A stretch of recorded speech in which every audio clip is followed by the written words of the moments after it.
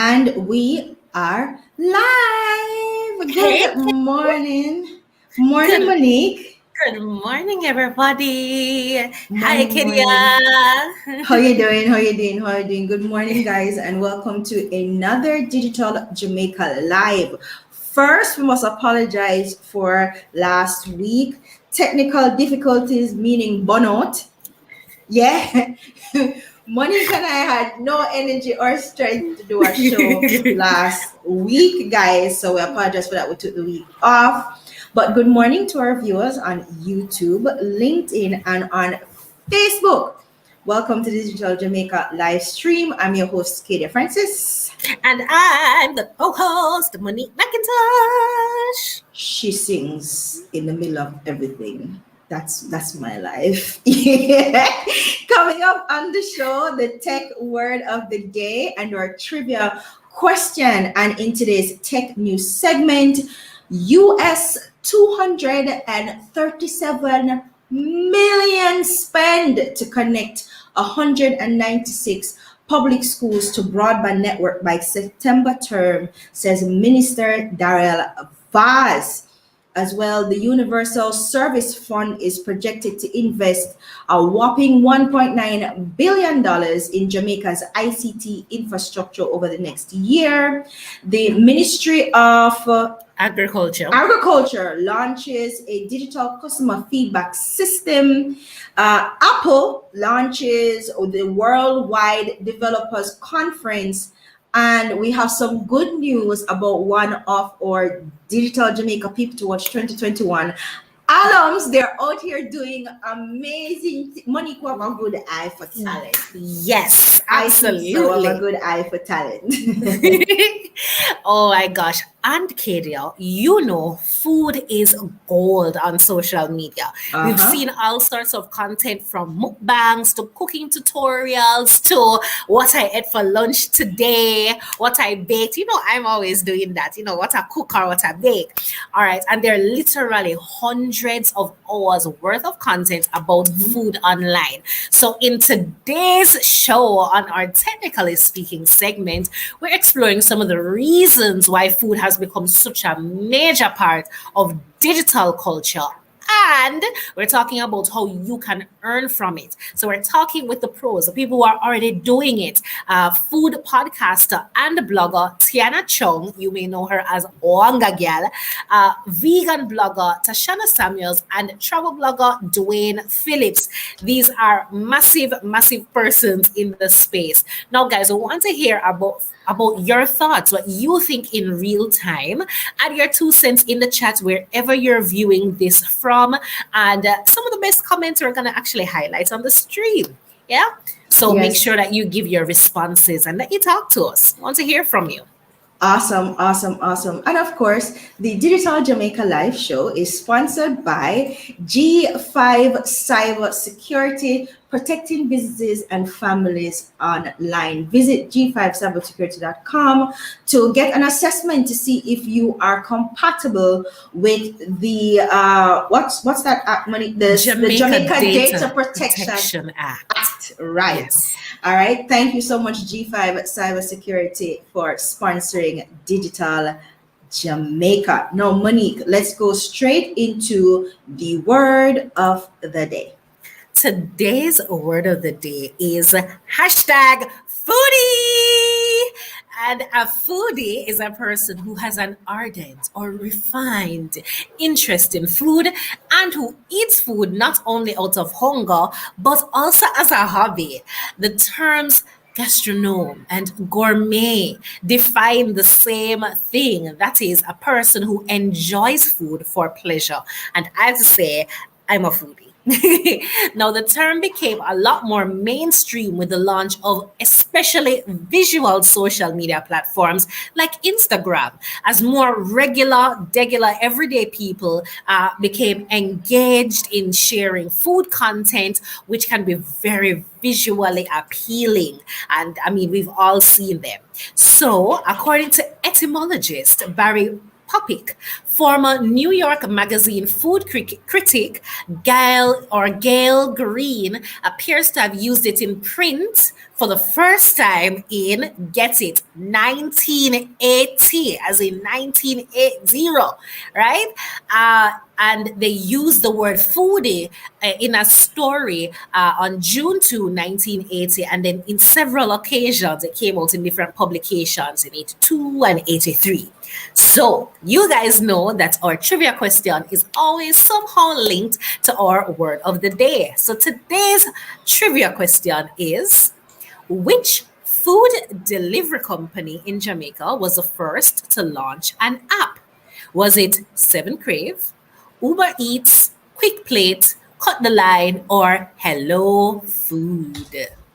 So which was it? Was it 7 Crave, Quick Plate, Cut the Line, or Hello Food? Now, guys, Pro Jamaica has given us the ability to give away things. And you guys have not been receiving the things. I don't understand. So the first person to drop the right answer in the chat gets to win an item, any item of your choice from the Proud Jamaica merch store. Now you can choose anything except for their door mats, okay? So you can choose any of the hoodies, the t-shirts, the caps, all of the wonderful things on the Proud Jamaica merch store, and it's open for international persons. Awesome. So Monique, one more time. The trivia question is, which food delivery company in Jamaica was the first to launch an app? Was it 7 Crave, Quick Plate, Cut the Line, or Hello Food? Awesome. Guys, you have an opportunity to win a really nice prize from Pro Jamaica. Get those fingers typing, do your Googling, and drop your answers. We've been trying to give away something from the Pro Jamaica merch store for weeks now. Come on, guys, okay? Good morning, Kofi from Calgary, Canada. Thanks for watching. Hey, Pink Peach, a present, miss. She is peachy. Mal Graham says, I only eat when I'm hungry. Maybe I need to eat as a hobby too. Well, you can do it, but maybe you will get, the bags. You'll get the evidence. All right, guys, on to our tech news for this morning. Now, Minister of Science, Energy, and Technology, MSTEM, the Honorable Darrell Vaz announced during his the Honorable Darrell Vaz announced during his contribution to the sectoral debates that has happened recently, announced that.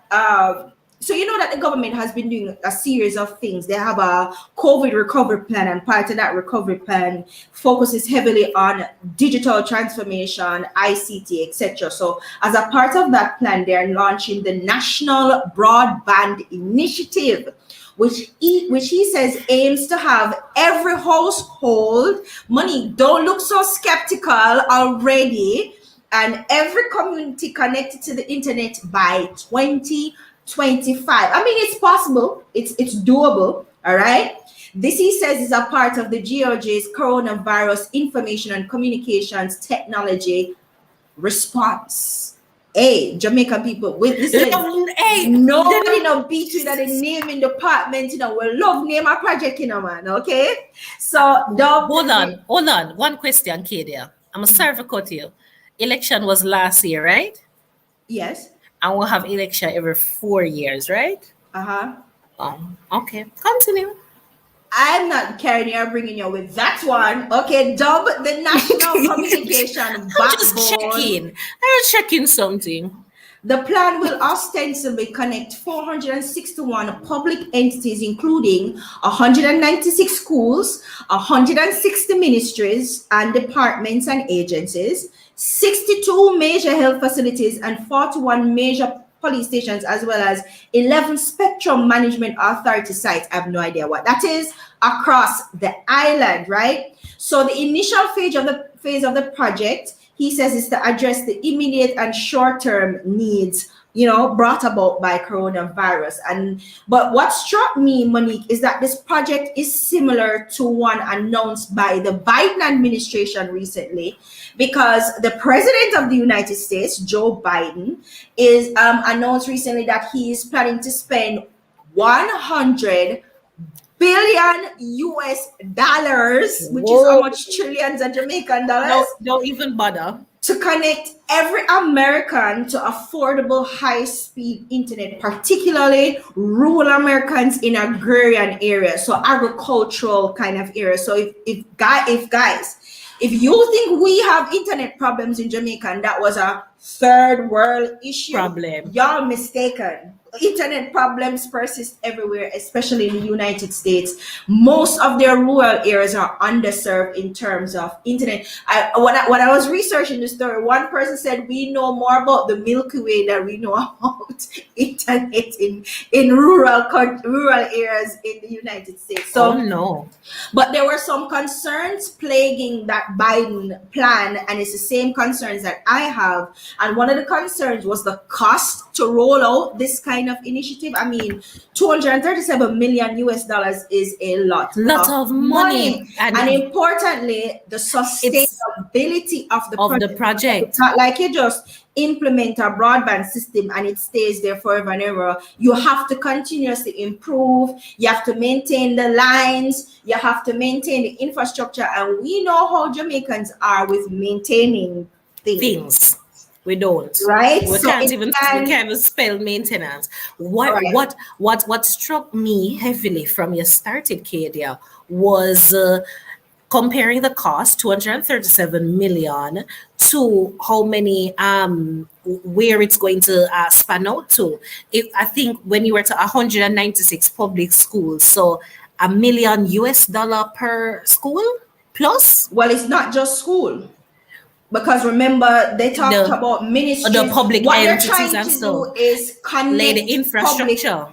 Yes, build a national. They call it the national communication backbone. So basically, they're trying to network government agencies right across the island. Because one problem we know that we have is that you go to RGD down at Twickenham, go to Sitting, and then they say you go to one down at downtown, go to Sitting, and then the one down at downtown, go to they say the one at RGT, not send it yet. Yeah, so you have to come back in 6 weeks for do your business.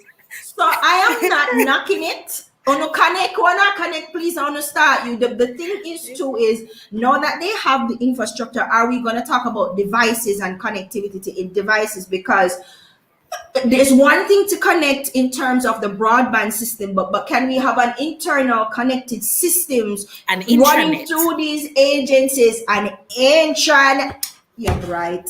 An intranet, morning Camille, an intranet that runs through the entire government service. So that means I'm not hampered when I go to one agency who's sending me to another agency, who going then send me to another agency, and then you're doing this cross-country race just to get one driver's license. Yeah. So I am all for it. I think the IDB praised Jamaica recently for their massive digital push. They said Jamaica is one of the countries that are really moving full steam ahead with their digital transformation. It came about by COVID, but I will take it.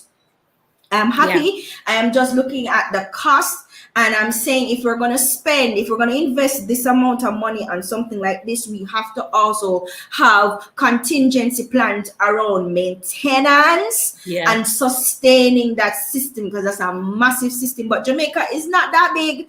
It can be done. Bigger countries do it. We can do it too. So I am happy about that. Yeah, I'm happy for it too. So I'm just looking forward to seeing this happen and roll out in a way that actually makes sense. All right, Kadia. So the next thing is the Universal Service Fund, USF, is projected to invest $1.9 billion in Jamaica's ICT infrastructure. I wouldn't be surprised if it's the same money, because 1.9 billion Jamaican dollars. Somebody who better at me than me and Kadia at maths tell us, because it's a no-go for us. Yeah. but I wouldn't be surprised. So CEO of the USF, Daniel Dawes, says that the fund is to spend $1.9 billion, almost $2 billion this year on several ICT infrastructure-based projects to include 20 million donation to the Court Administration Division to provide, oh, praise Jesus, hallelujah, hallelujah,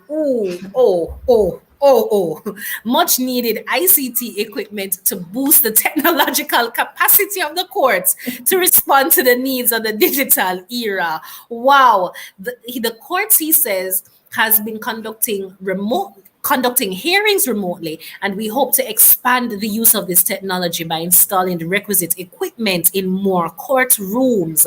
This is absolutely necessary. You have court matters, especially because of they were already delayed. But especially because of COVID, you have simple matters that can't be revisited until 2025 because that's when the court book of the next available date. It's absolutely ridiculous. Imagine you carry a tenant to court and then the judge say, hey, you can't come back till. No, it's ridiculous. The fund will spend $440 million to expand the national broadband network. So some of that money going over there. So $500 million to support the GOJ's 100-day broadband program. We need to hear some more about that, 100-day, and $320 million to establish Wi-Fi hotspots in residential communities. Alrighty then. Yeah, that's a serious chunk of money. Now, guys, the Universal Service Fund, for those who don't know, is so the government collects what they call a levy from local telecommunications company, and that money is put in like a big pool, a fund, and it is accessed by the government for ICT infrastructure, telecommunications, information expansion kind of projects, right? So it's a fund that the government has access to specifically for these kinds of projects. So you notice that part of this Universal Service Fund, yes, it does. Yeah, so you know that this part of this Universal Service Fund is supporting that same national communication backbone project that Minister Vaz announced earlier, all right? Yeah, so, and it makes sense. It makes sense that a levy from the telecommunications industry is being reinvested into making sure that the infrastructure can actually be built out so they can get more customers. Because at the end of the day, Flow and Digital and the third party. I can't wait for whatever the local company. Rock something. For coming in because rock and come in. All right. So the Ministry of Agriculture launches an online customer feedback system. Farmers and fisher folk will be able to communicate and engage in services from the ministry online. This is in fact impactful because rural country people would have to travel to Kingston to go to the main office. You see, this is what I was talking about. So you have to travel from which part ever country place wherever you're there. To come to Kingston to come do your business to have certain things done, right? So they can access it on the website. But my thing is, largely as a 2021, people still have to travel from Oyo. That is why we need a connected kind of networking system right across these different agencies, because it is so time consuming and it takes away from the time that you could be productive in your business. You have to travel from Mobile for come to Kingston and Westmoreland for come to Kingston just to get something done. It doesn't make any sense. Because you realize, Kadia, all of this is just customer service, you know. It's nothing else. So you're talking about things like submitting a form, like responding to certain things, and you'd have to do it formally through a particular process and physically at the office.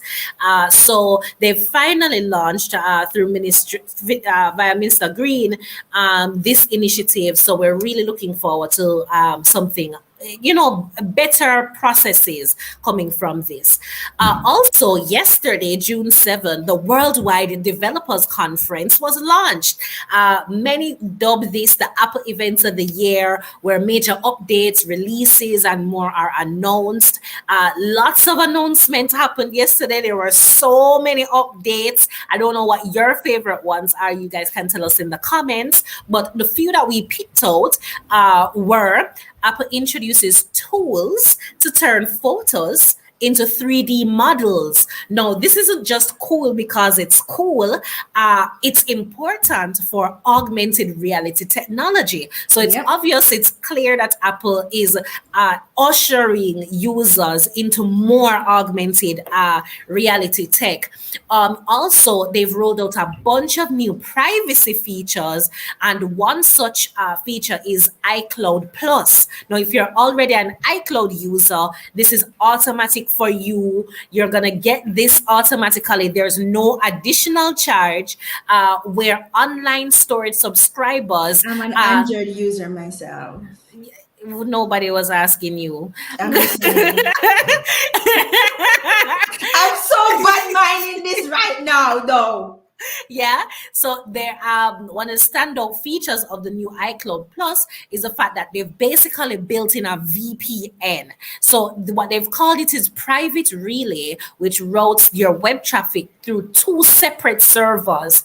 And so it helps to secure your privacy and protect your information and mask who is using the internet and what they're browsing, very similarly to a VPN. So it's built in. It's built in. Expect some backlash from VPN service providers for Oh yeah, right? But that isn't the only one that Apple smash. So the mouse, you could use I think it's a desktop or a mouse to control your iPad.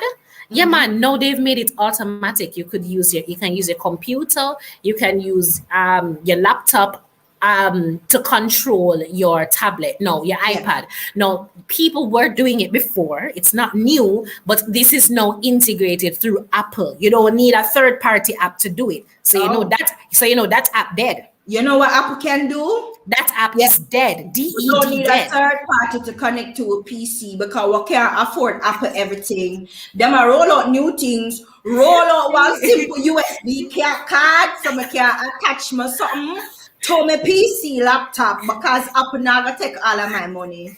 No, roll that out and then we can have a conversation. Thank you, kindly. Moving on, Apple, about Apple ecosystem. Roll out a regular USB card and then we can have a conversation. So this guy is always just doing some amazing things, and we have worked with him several times. Yeah, there you go. Pink Peach. Then them gonna drop option for you. Add more storage space. There is always a catch with Apple. Always a catch with Apple. Yeah. So this guy is a friend to the platform, Joel Numdarkum. He's always just Joel is on a next level, doing some amazing things. Well, this time round, he was chosen by Adweek. Now, Adweek is probably one of the biggest, what do you call them, money? One of the biggest international sources for news, for branding, digital and branding and marketing, right? International, and not just digital. They've been in the biz from advertising days. Like people get Adweek for commercials. From them used to have printed Adweek magazines, because I remember those Adweek magazines, right? Yes. So they have launched this inaugural mentorship program, and of course, Joel, it has been chosen as the first Jamaican, the first Caribbean person to be a part of that inaugural mentorship program. And we are so proud of Joel. He has been involved in many firsts in the marketing industry in Jamaica, and he continues to be a leader and an inspiration, and he's just such an out-of-the-box, colorful, he's just an awesome guy. So congratulations, Joel, big up yourself. I know you'll do well, and I know you'll make us proud. So we look forward to seeing what comes of this program and the impact it will have on Jamaica. You see, slowly, people, the international community is starting to recognize Jamaica as a talented space, a creative space, not just in the regular areas like painting and sculpture and singing and dancing, but in other creative spaces as well, like tech related, digital related, and in the marketing space. So we are happy for that. But we're going to move quickly along, right? Because we have our guests lined up ready to go. But before we do that, we have some quick updates for you guys. So the second pop-up talk series is coming up in July. You guys, we asked you guys what you wanted, and you said you wanted to talk about remote working, because there was this long conversation on Twitter the other day where people just, man, you just look up with things, they just go find it and just get a job. Where that happened? That don't happen nowhere. So we wanted to have a conversation with you guys about it. Morning, Chaddykins. And we have lined up a very impressive y'all know how we do. Y'all know how we do, right? Listen. So we have lined up a very impressive panel.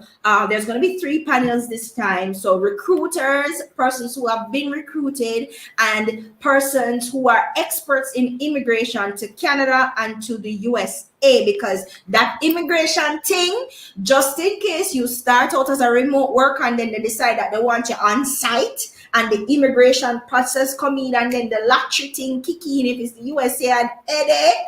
Yes, we're going to have somebody, we're going to have 2 persons on to talk to you about how you can navigate that system, how you can prepare yourself to be headhunted, what you can do online to get noticed, how you can get recruited, etc., etc. It's going to be a fabulous conversation. Date is to be announced. I know most of you said you wanted something on a Saturday, so we're looking into that. So watch that space. Okay. And so back in 2018, I developed the digital marketing guide and workbook, right? Now it's an almost 100-page book that I really created it because I was doing a lot of training, and I just needed a go-to thing to help with the training. And I've been successfully using it in all my training over the past 2 years, especially since COVID. Now, the guide provides a comprehensive overview on the fundamental areas of digital marketing, to include setting your objectives, content development, platform strategy, advertising, analytics, and understanding your KPIs. So there are 7 chapters. It's a chunky book, 7 chapters, 5 of which has an accompanying workbook. So persons have been asking, when are you going to make this guide available to everybody? And I'm like, never. But in all seriousness, persons have been asking for it. I'm finally going to publish it, so you can look out for that too, late summer this year. Guys, I think it's time that we started creating more actual training material around marketing, and stop using the foreign white people them one where don't tell me nothing, where don't have nothing at it, I want to relate it to it at all. I will take the information, I will carry up with it. I'm looking at you, Institute. Anyways, so that is it for our updates this week, guys. And we are nothing at all. Absolutely nothing. nothing. I didn't say anything at all. So Brittany said, true. Don't Brittany. Yes. You're so messy. Anyways, going straight, guys, into our technically speaking segment. We have our guests lined up, and coming up next, we have Tiana Chung, Tashna Samuels, and Duane Phillips, and they're here to talk to us about food and why food is such a huge part of digital culture, and how we can make some money. Money. Yes, guys. We'll be back in just a moment. Monique, so look nice. Yes, bossy. Bossy. All right, guys. So listen, food content, and this is something I teach all the time in my training sessions. There are about 6 industries, Monique, 6 categories of content. We call them pillars, Yes. whatever. Yeah. That you are guaranteed. If you do it right, you're guaranteed to gain traction and build up a community real quick. It is beauty, it is health and fitness, it is food, it is fashion, and what was the other one? Food, fashion, like swim, travel. We said swim, travel, and the last one is thirst trapness. I was going to say sex content. I was over here going. Always popular. But food is a major one, and we have 3 microbloggers from Jamaica, guys. Help us welcome Tiana, aka Wanga Girl. She's a podcaster, the Wanga Girl podcast. I love that podcast, it's so funny. Also, we have Tashna Samuels. Tashna, yes, sideways, mom. You need to reorient your camera, love. And we also have Duane. There you go, sweetie. There you go. You can keep it that way. That's fine. And we also have Duane Phillips, who is the founder of Down the Road Jamaica, one of my personal favorite content creators and one of my personal favorite platforms, because Down the Road content popping all the time. I love all it. The time. I feel like me and one of the crew. I feel like I still have your shirt. And you still have my shirt for about 2 years now. Duane, if I mean like you want to talk about it. No, Duane. She tell her that she needs to see you in person in order to get the shirt. In fact, she needs to be a DDR excursion for her to get that shirt, because Katie needs to leave our yard. Anyways, we're not talking about that this morning. So, guys, welcome to the Digital Jamaica Live Show. Now, starting with you, Tiana, we kind of want to get into the psychology of it, because in general, food is big in just about every culture, right? Yeah. Food is big, but particularly in our culture, we can talk about what we know, yeah? In Jamaica, food is a big deal. We congregate around food, celebrate around food, everything of our food. You go a meeting if it's even one sandwich. Yes. We have one bully beef sandwich. Somebody get married, somebody dead. Yeah, 9 nights in Jamaica. Anything. The food, curry, goat. Why do you guys think that food is that has kind of transcended into the digital space? Why do you think that is? Why do you think it's transcended into that? Yeah. The excitement of food has. Yeah. Boy, I think it's one of those things where, I mean, everybody cooks. Everybody has to eat. Like, it's not a choice, right? Yeah. Food is literally so integral to our survival. But oddly enough, I think it's one of those things that really intimidates people. Like, cooking intimidates a lot of people.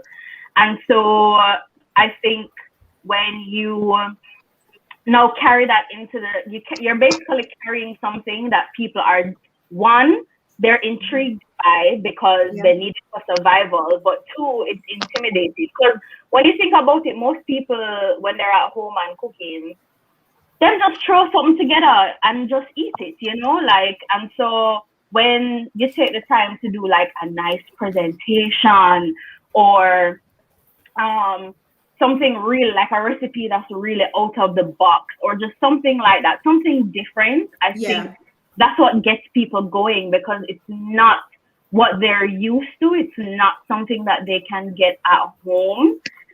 But then also showing people that you actually can get it at home as well, I think, is what has caused this big surge, like turning all of these, what you would think, into like 5-star meals, into like things that people are cooking at home. I think that plays a big part. It's kind of like a relatability thing, like showing people that you don't have to be super rich to eat well. Boom, boom, boom, Yeah. boom, boom. I know for you too, doing that food features, you're not a food blogger, but food features very heavily in your content. Why is that? Was that a conscious thing, or is just because Jamaica is literally a foodie culture? No, it is conscious, because think of it this way. The essence and the core of the blog is Jamaica and travel. Yeah. And when you think about it, no matter where you travel to, food culture is a big part of the culture of that country. So there's no way I can put Jamaica's culture at the forefront and not have food included in that. It's just like you say, if it's a night, if it's a little get together, food is one of those things that brings people together. You find that you have some of the best conversations and you can relate to people over a meal a certain way. So just showcasing different eateries, different Jamaican food that's important to our culture. That's just something I think is very important to my brand and what I do, and I'll always do it. And as you're saying that, Duane, I totally agree, because when you do a beach trip, the food is a very important. Yeah, you have to know where you're stopping to eat and what you're carrying. If you're driving to country, it's either a KFC stop or a jerk spot or something like. And so the food even becomes a part of that whole travel experience, and a part of that. The pudding man in a Saint Anne, like there's a stop. There is something. Middle quarters, yes, go get my shrimp. Yeah. Even the packaging Clarendon. Yes. Oh God, no. Yeah, every trip, you guys every need to adventure, stop. food is a you part of it. You guys need to stop, because I'm getting hungry. Yeah, so that is true, and you see, just like how we can say, well, Boston for mid-quarter trip, Jamaica has a traditional food establishment that has become a part of the culture in and of itself. Community and a culture, exactly. Yes, because it don't just represent food to us; it represents, as you said, Duane, an experience that we have when the food when we travel, it's part of how we experience our culture, our island, our people, right? But Tashna, me don't know how Tashna jump up about middle quarters, because Tashna, you don't eat none if on a bush. I call people like Tashna bush Once upon a time. right? Once upon a time. Once upon a time. Tashna, talk to us about vegan food, because vegan food is not such a huge part of the culture, but I have noticed a trend now where vegan food is becoming more part of the culture. Look at Jessica in the Kitchen. Yes. One of the biggest bloggers in the Caribbean, in the world, is a vegan blogger. Yeah. Then there is Janelle from the comfort of my bowl. So you see several different vegan bloggers popping up and kind of making coins in the space. Yeah. So talk to us about that, Tashna. Why do you think vegan is becoming popular in a very much meat-eating country? Yes. Morning, everyone. So I think it's becoming popular because persons are intrigued. They want to get an inside view of what being vegan is really about. And we are kind of, the other bloggers are setting a stage where persons can say, wait, it's not what I thought it was. It's not just bush. It can be a delicious range of things. It can be yummy. It's diverse and it's accessible. And I think persons want to be on that journey and understand and get a window into the world of being vegan and possibly try it out themselves. So I think that's why people are more interested in it now. They realize that it's not what they thought it was. Yeah. And you know, KDL, I would disagree in terms of it wasn't mainstream culture, right? I'll agree with that part. But as we talk about different communities, including the Rastafari community, the ITAL thing has been on it. They've been on it. But as is the case, it really wasn't a crossover into mainstream culture and into it being hip or it being popular, it being cool. So I think that's the space that you were really coming from. Yeah, the thing is though, just like with marijuana, the Rasta them been doing it, and it never cool. We used to lock up the people them, and remember that we killed a lot of them over the marijuana. So now and when in it prison became and give them criminal record. yeah, but now it has become cool, and it only became cool when the white people started doing it. But just as it with the marijuana, it's the same thing with the vegan food. Ital food has always been a part of the culture because Rastafarianism was a part of the culture, not necessarily because not just because Jamaicans, not because Jamaicans were eating Ital food. It's because Rastafarianism being such a visible part of our culture, then the food, of course, everything that they do comes along with that. It gets, encapsulated in that. But on a whole, Jamaican households were not cooking vegan food because vegetables are expensive out here. And fruits, expensive. Not if you go to curry. Not if you go to curry. Well, what's to talk about that, Peter? But guys, in general, Tiana, going back to you, you started a whole podcast about food called Wanga Girl. First of all, where did the name Wanga Girl come from? Because we know, but why did you use that name, and what has the reception to the podcast been like? Well, to be honest, people ask me all the time how I came up with Wanga Gal, and I really cannot remember. But I think one night, what I think may have happened, I think one night, my sister and I were, like, I just had all of these pictures in my phone, and I was like, I want to create an Instagram to just put them on there. And I mean, growing up, I always loved my belly. So I feel like I was not a stranger to the term Wanga. And so I think I wanted something that was Jamaican to represent me and my identity, but I didn't want it to be like 876 or like JA. I kind of wanted it to kind of be a little different from I think what a lot of people are doing while still maintaining my identity. So that's how Wanga Girl came to be.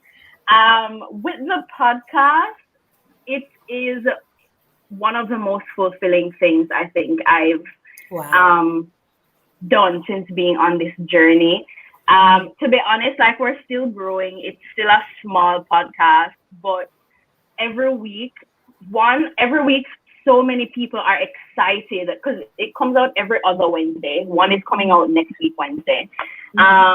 And people are always so excited when I post a little teaser. And so it's nice seeing that it's something that gets people so riled up on a bi-weekly basis. But also after, because you get to see your analytics. I host the podcast on Anchor, and Anchor does a really good job at showing you pretty basic analytics. But what I think is so, like, we have listeners from literally all over the world, and that blows my mind. Like, people in Finland, people in Denmark, people in Dubai, people, like, places that I didn't even know had like a huge Jamaican population, much less to be interested in my little podcast. Your big podcast. So it's been great. And then after every podcast, I always get like a barrage of people messaging me like, oh my God, I really resonated with something that you said or something that my co-host Ashley said. It's something that has really started a conversation. And I think it has expanded my social media presence because and has increased my engagement in that way, because people listen to the podcast and then come to Instagram and DM me to continue the conversation. So it's been really good. I really love it. Guys, listen to Wanga Gal podcast. Of course. It is a shameless plug, and I love it because it's in my top fave podcast. So yes, Duane, I am always on your YouTube platform. Guys, please to go and subscribe. Down the road, Jamaica. Duane, you know I love your content. It's not just is not just the fact that it is amazing cinematography and you seem to have a knack for catching some amazing scenes or capturing amazing scenes, but it's the food scenes that always get me because it is such a vibe. It is such a flex, you and your friends. But I noticed that you do restaurants sometimes. Was it a conscious decision for you to start, visiting restaurants, and making that a part of your content? Because that's a lot of free promo going on there. Yeah, firstly, and this goes beyond just the blog. I think anybody who wants to create and share anything, you have to like it first, right? Yeah. So I like going to restaurants. I like trying new food. I think it's a part of the culture. Yeah, So I had the travel blog and I used to go to the beaches and all of that. But I mean, I go to restaurants as well and I'm like, this is why not? Let me just try, take a few pictures and put on the blog and see if people like it. And you try a little thing and people like it and you continue doing it until it gets to a point where it's engraved in the DNA and it becomes, like I say, it's a part of the culture. So it's not just the rest stops, but you still have different restaurants that you want to recommend to your audience and say, hey guys, I spent my money to go here and I'm going to plug them. I think it was good. And a lot of the time, the restaurants, you build a relationship with them as well, even on a personal and a business level. So I think it was a conscious decision and it has been fruitful, I could say. Okay. Love to see it. And the name down the road, I thought, just like how I thought Wanga Girl was so fitting, the same I think down the road is so fitting because if you literally come out of your house and look down the road, you're going to find a food place, you're going to find a rum bar, it works. You're going to find one church. And these are all a part of our culture, very important. So was that a part of the name down the road? If you step outside and ask somebody for directions, they're going to say, just go down the road. Yeah. True. But Duane, was that a part of the when you were thinking about the name for the channel, was that a part of it? No, to tell you the truth, just like with Tiana, I wanted something that was uniquely Jamaican. Yeah. And I made a list of about 10 names. Yeah. And I slowly crossed off names off the list, right? Then process of elimination. Exactly. So when I got to the last 3, I said, all right, it's survey time now. So I messaged about 30 friends, 30 of my closest friends, and said, which one of these names you think 30 close would be the... I'm saying. When you're popular, guys. It's popular. Yeah, it was about 30 people, and I said, all right, which one of these names you like the most? I actually think this one was the one I liked, and thankfully everybody else liked it. So it worked. It's uniquely Jamaican, and it is English enough for people who aren't Jamaican to understand. There you go. Tashna, you see, I trouble Tashna guys about her name. I am a plant eater because you see, when I say you eat bush, she don't like that, but she name I am a plant eater, which is confusing. Which is the same thing. No. So Tashna, where the name I am a plant eater come from? How has that come to define your brand? The name I'm a plant eater. So I'm vegan, as we established, and I've been sharing my food with my friends, and they've been saying you need to put this on a platform, share it, and I was very hesitant in doing it, and it wasn't until probably beginning of April this year. No, this year. March this year that my friend said to me, "You need to do something," and I'm like, all right, I'm going to take a step, and then when I start thinking about now, how do I come up with a name? And I love the horse name, She's a Man Eater. And I'm like, okay, I can't put that. Oh my God. So, one night, my friend and I were on Instagram and I searched, She's a Plant Eater. And it was available. And I'm like, that is it. She's a plant eater but then I'm like, She's a Plant Eater doesn't translate to other things. Like if I were to go into branding, it would be a gender. So I'm like, you know what, maybe I should do I'm a plant eater because persons can recognize that. It goes across the gender. Yeah, and it can be me and you own it. I'm a plant eater, and then you can be I'm a plant eater too. So I figured that would lend to be vegan and Can't being a relate. trans. I'm a meat eater. Well, she's a meat eater. And recently you were on TVJ talking about, vegan food, which is another sign that this thing is getting large. So how does that plant eating thing work? What is that about? Do you literally eat plants? No, well, so when I started the page, The page in yeah, it's a yes. I eat plants, but I eat more than plants. When I started the page in April, it was really to chronicle. I started chronicle being raw vegan. So there are different levels of being vegan. There's vegan, and then I think the highest extreme is raw vegan, because being raw vegan, you don't eat anything that is cooked. No heat goes to it.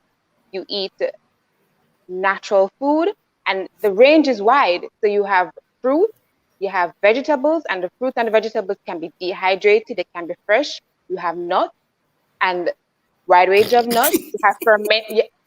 Scratching her face. It's not you are laughing after. I'm laughing after Kenya, and I'm still over here going, Kenya is a meat eater. and you also have fermented food, and with everything that's there, you have different ways in which you can prepare it.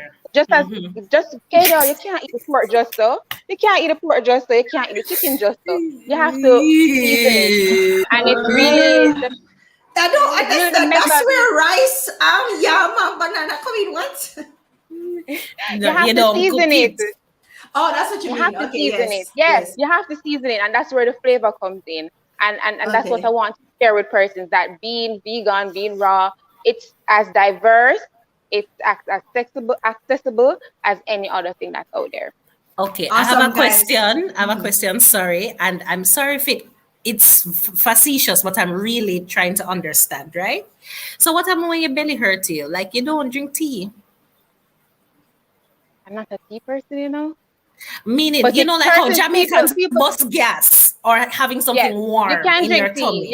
You can drink tea as being raw vegan. You can drink tea. Okay. So okay. Yes. But I'm not a tea guys, drinking tea don't bust gas, and sometimes what we think is gas is not gas. Please go and check out Dr. Coombs Instagram page when you video about bust gas. Leave me and my busting gas alone. When you grow up a country, that granny, don't pay attention to. I never grow with my granny, but a country my grow. And you belch and you burp. So guys, let's go to look at the economic part of it, and we have to wrap up because we have our people and product guests here. How have you guys gone about making money from your brand? Tiana, I see where you do some brand partnerships. Etc.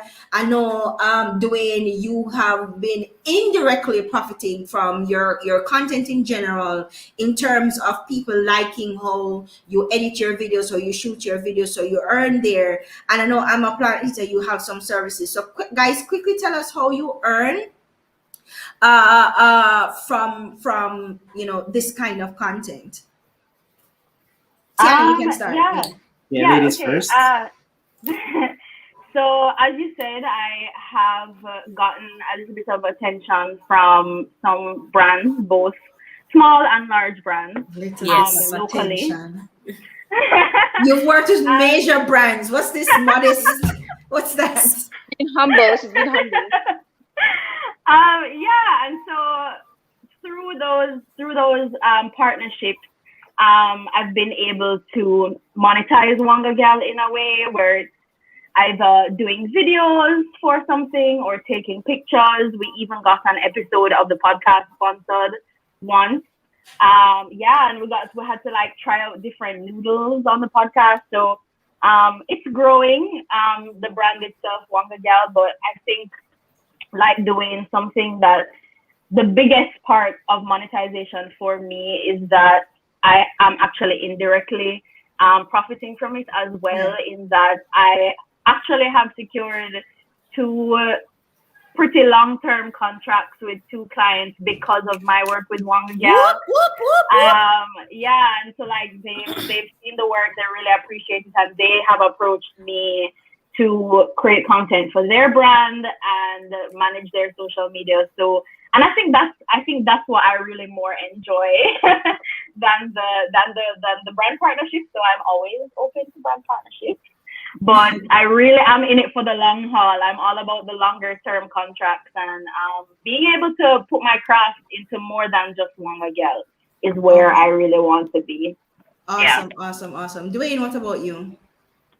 Yeah, so there is actually quite a few ways you can monetize food content. So let's just start with the indirect ways. Of course, I do pictures and I do videos for my YouTube channel. I have a website, so that's ads. Yeah. Ads on both the website, ads on both Google. That's AdSense from just the videos in general. Yeah. Now, when you curate a certain image, a certain brand identity, and you continue keeping up with that level, brands will see and brands will approach. So, like I said earlier, I've gone to restaurants before and I've paid my money and tried food, and I always like to talk to the owners and just let them know why I'm here, make sure I get permission to do my pictures and videos and whatever. And 99% of the time it comes out good and they're gonna like it, they're gonna ask if they can post it. And occasionally some will contact and say, hey, you know, I really like this. I'd love if you could do a promotional video for me, and that's the way you can monetize the content. I'd love if you could take some promotional images that I can use for my page and for my website. I have gone to take pictures of food at food events. I think the last food and drink festival, I did photography for Coffee Fest. Well, I paid to go into Coffee Fest. I was like, Jamaica food and drink. Guys, food and drink festival. I thought you were a part of the sponsor because your picture did look better than the official one. Hey, you know, that's why I say I try to maintain a certain image so that it can appeal to corporate, it can appeal to the everyday man. Yeah. This is something Tiana didn't mention, but you can also go into food tours and products. That's not true. I've gone to the commissary and I saw it on your page. This Wanga Gal cookie jar thing, and I'm like, what's going on here? So if your food and your photography looks good enough and you actually have an interest in cooking and baking, you can sell that product. That's a way for you to monetize. And we've done tours with Donald. We were actually planning a food tour before Corona hit. We're going to go to the South Coast, and just like we said earlier, part of all these trips, you have these food stops and they're landmarks, and that's a way that I have monetized. I've monetized these tours. Actually, I did a tour and we included food in it, and I wanted to specifically focus on a food tour. The next one. We're looking forward to that one, Duane. Look forward to that one because, and it's funny you talk about, you know, because our next guest, Diana, she has monetized food too as a baker. I am a plant eater. In that way, I mean, she has monetized food, and her content. What I love is her content and how it looks. And there's the same thing about with Duane and Tiana. Your content has a quality. The photography, there's a quality to it. It don't look local. I'm in a business, Wanga Vex. It don't look local. It look foreign, and that's why it look nice. When you take better picture. Yes, Tashna. What about you? I know you have Raw Some Eats. You do this market run thing on a Saturday. What's that about? Okay, so through posting my food and journaling my raw journey, I'm going for 100 days, guys, raw vegan journey. Persons have actually DM'd me. Question. I'm sorry to interrupt hold on, Monique. Okay. I'm trying to understand. The 100 is just 100 days that she's going raw vegan for? Yes, correct. Okay. And that ends July 9th. So through posting my food, persons have DM'd me, reached out to me, and they're like, can you make something for me? And I was very hesitant in doing that because the page was really just about sharing my journey. But because of the request, I'm like, okay, maybe I can take a leap. And I took the leap in May, and I'm offering raw salads and nut meat and that's available on Mondays for Not pre-order. what? And nut meat. Essentially, what I do is we have Is it different nuts. just me, or was that very provocative name? I'm It named not saying. meat. Well, It's just Kadia, Kadia. well, Kadia, you're a meat eater, so you know. Yeah, but I'm not dead. meat. Listen. Listen, I'm still on that one. So what Okay, I do and you're is not meat. Mm-hmm. my nut meat, which is basically flavoring and seasoned nuts, blending it, creating like a puree, put on top of your salad. So I offer Okay. that for Mondays, and the link is in my bio on my page. I'm a plant eater, and I also offer market runs. So a big part of my journey and how I'm able to sustain it is going to Coronation Market every Saturday. And because I go to Coronation every Saturday, a client of mine from my regular day job reached out to me and she's like, "Can you please go to the market? I don't have time." I was very hesitant, but then I took the leap and did it, and then other persons started to ask. So So now for it's a now, business. And no, you charge. and now I charge. Okay. Where the money resides, where the money resides. We absolutely love it, guys. And you see, people think it's just you have to go into this big. Just going online and talking about the thing that you love, sharing about that thing can literally turn into profit. Because Tashna is here. Tashna never that thing so business. But and business big plan. automatically came her way because people are going, well, this sounds interesting. I ain't gonna make it myself. Me not go Can you market, make it but exactly? yeah. I'm not gonna market. So now she has business opportunities, and it's just a matter of being prepared to take those opportunities. Of course, Tashna has found herself in a relatively trendy market, which is the vegan market. So persons are now looking for ways that they can eat. You know, COVID why I'm fat. Since we're blaming COVID for everything, it's COVID why I'm fat. And so because COVID has devastated my health, you know, persons are looking for ways to, you know, get healthier. Summer come up, we may be doing hot girl summer this year. I hear it's vax summer. Shot girl summer. Oh no, well, it's vax summer this year because if you're not vaccinated, you can't go on road. So you still want for car, you want even if you're in your backyard, you still want to be able to take nice sexy swimsuit picture. Though while somebody owes you down and it look like you're at the beach, yeah? So she's offering that service, guys. You can get your raw vegan food, you can do your market runs.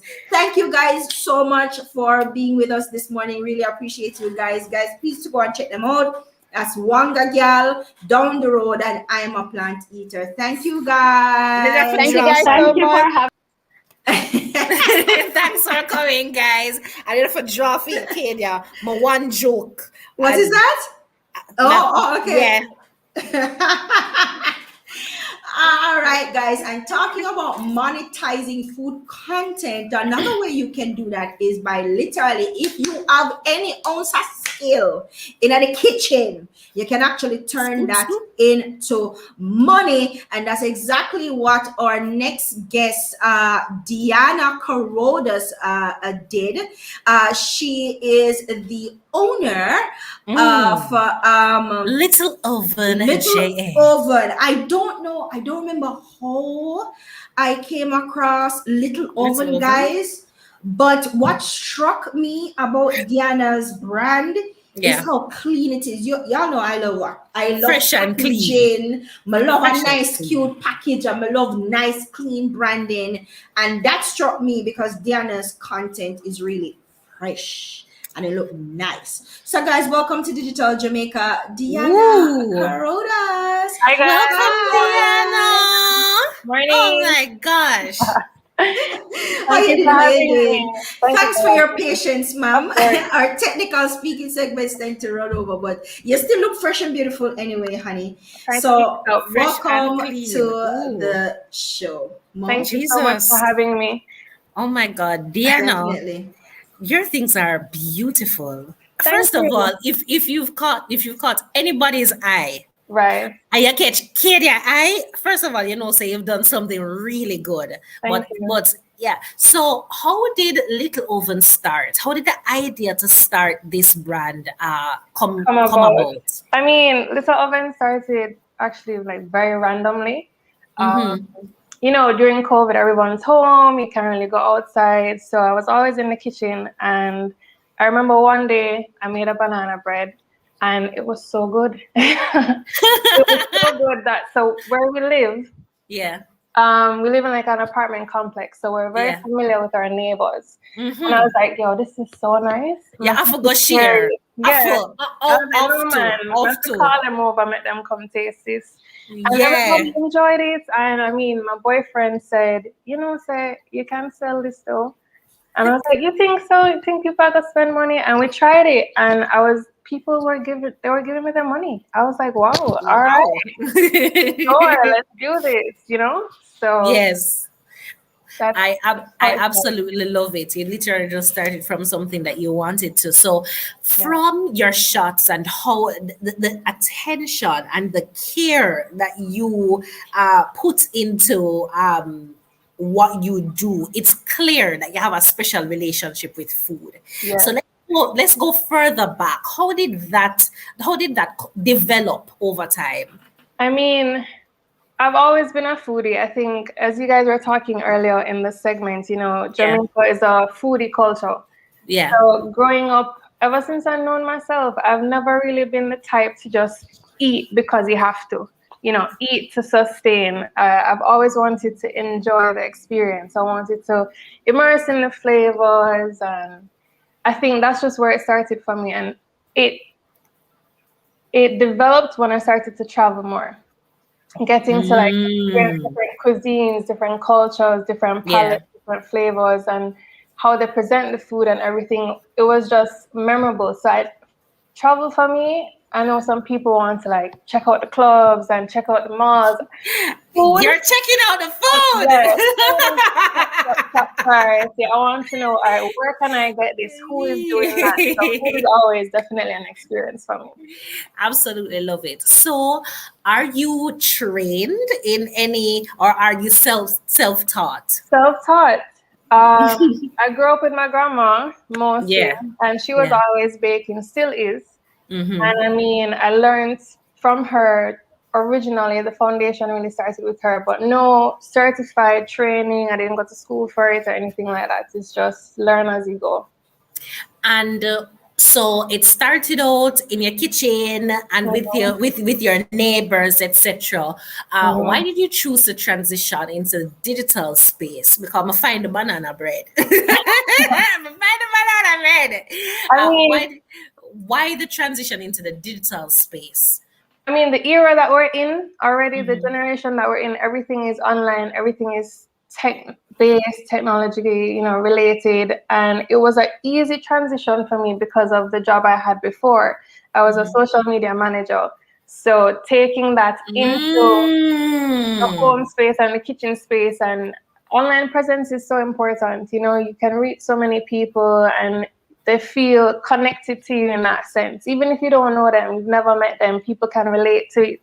So I think online presence is very important, and it's easy. You take up your phone, especially now that technology has advanced so well, and the quality of things. I wanted to say earlier, you guys were saying how it looked like it's foreign and nice things, and it doesn't look Jamaican. And I wanted to clarify on that Jamaica nice, nice things down here. So I mean, we just have to advertise the products the way we would want to get it from someone else, Right. Yeah.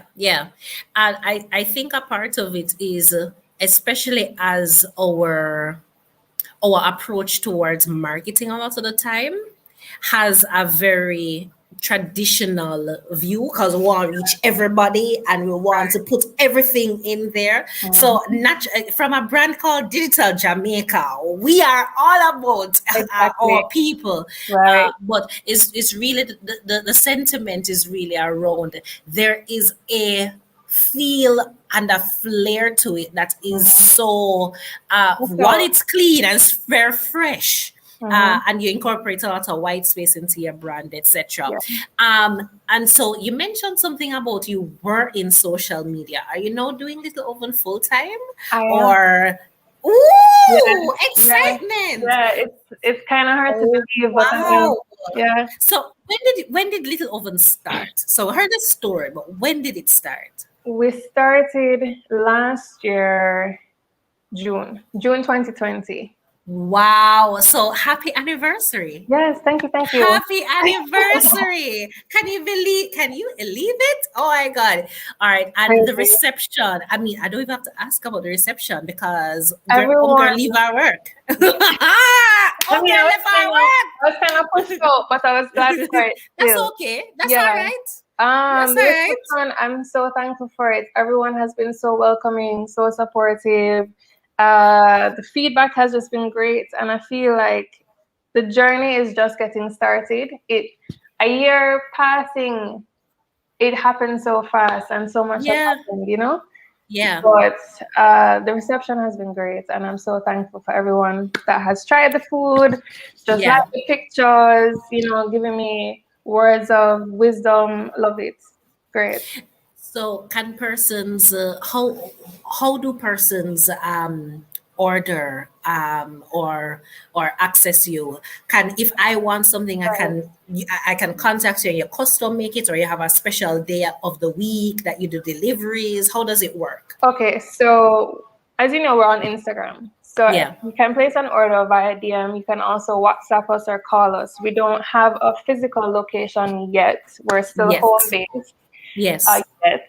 So you can just message us, call us, and we already have a set menu, but customizations are available. If you have any dietary preferences, you know, eggless, dairy-free, if you want a larger size, because, you know, we do miniature size items. And Awesome.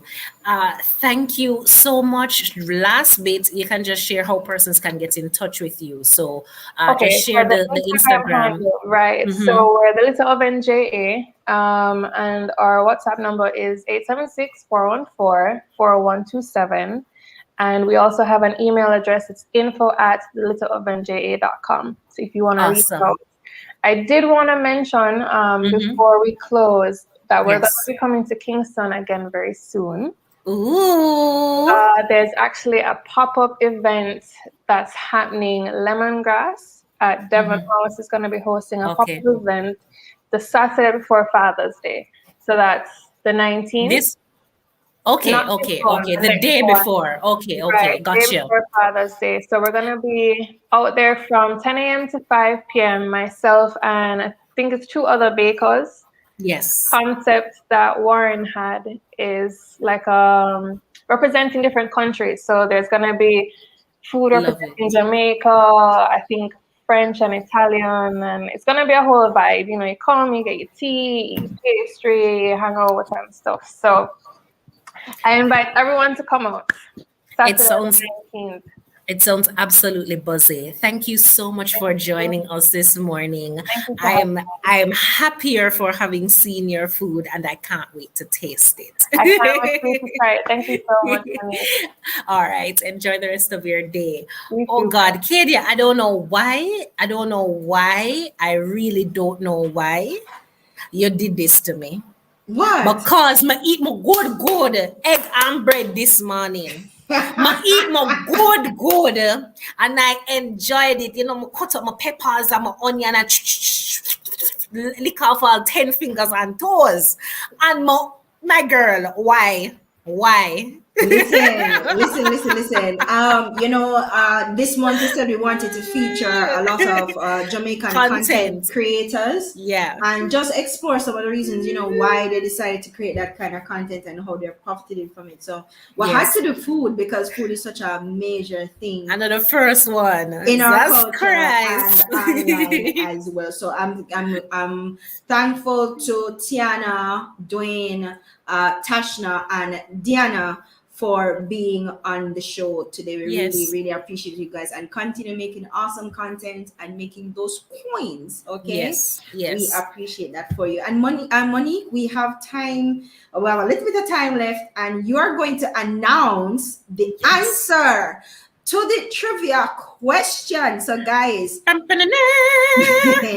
let us see who is going to, if anybody, win today's prize. We've been having it on. It's been 2 weeks. It's been 2 weeks. All right. I think somebody got it, Kadia. I think so too. I think somebody got it. So our trivia question answer. Which food delivery company in Jamaica was the first to launch an app? Was it 7 Crave, Quick Plate, Cut the Line, or Hello Food? The answer is 7 Crave! Woo, woo, woo! So we have somebody who answered that. Is it the same person that I'm seeing? Is it 10:11 a.m. Kadia that you're seeing? Yes, ma'am. All right. So somebody is feeling peachy today. Pink peach. Big up yourself. You got the answer. I don't know if the year right, but the brand definitely is. And so you're our winner for today.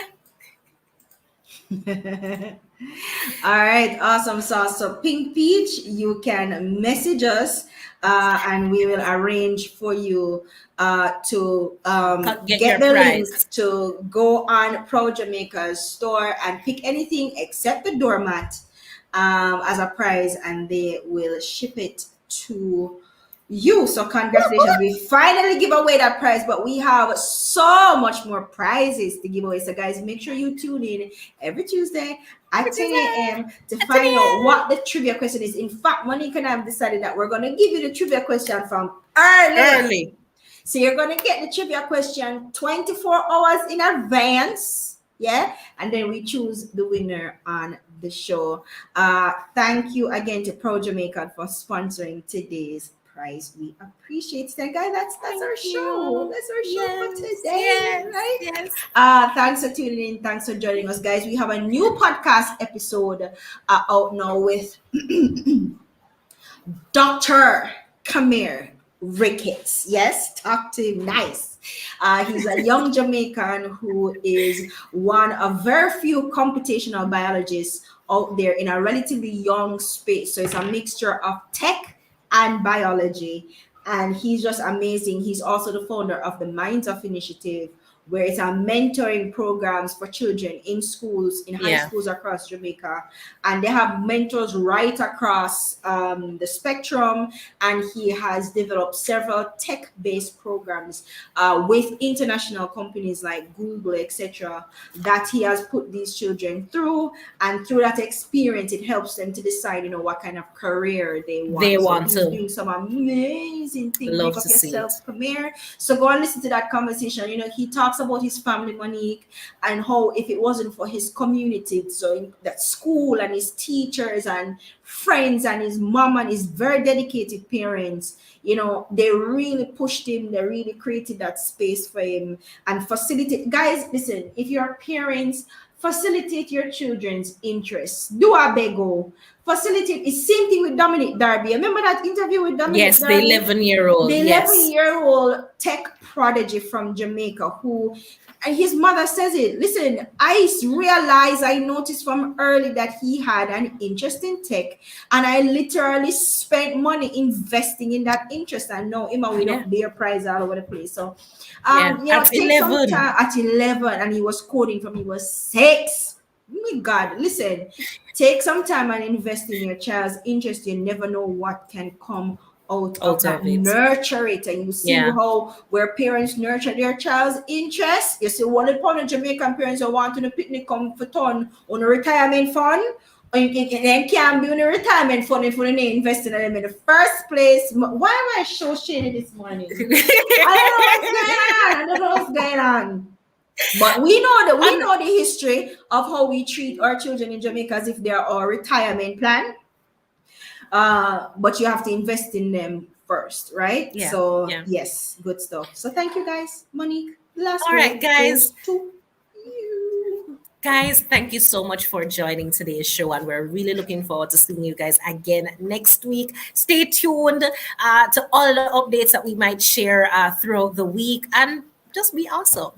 Bye. Have a great week. Follow us on our Digital Jamaica platforms. Yeah, like what are you doing if you're not there? AJC platforms. We have some exciting stuff going on over there as well, guys. Bye. And thanks again to our sponsor, G5 Cyber Security. See you guys next week. Mwah.